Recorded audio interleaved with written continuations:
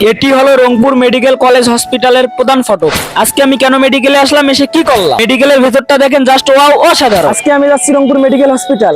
কেন যাচ্ছি এবং রাস্তার মধ্যে কি কি দেখলাম আজকের ভিডিওতে আপনারা দেখতে পারবেন। চলেন একসাথে যাওয়া যাক।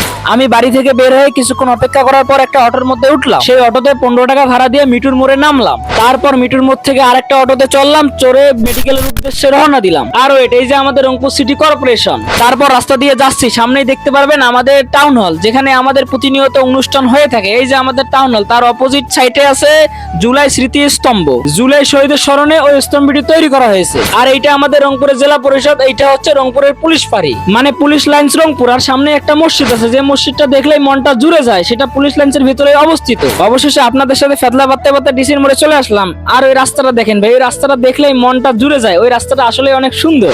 অবশেষে চলে আসলাম রংপুর মেডিকেল হাসপাতালে। চলেন এখন আপনাদেরকে একটু ভেতরের পরিবেশটা দেখাই।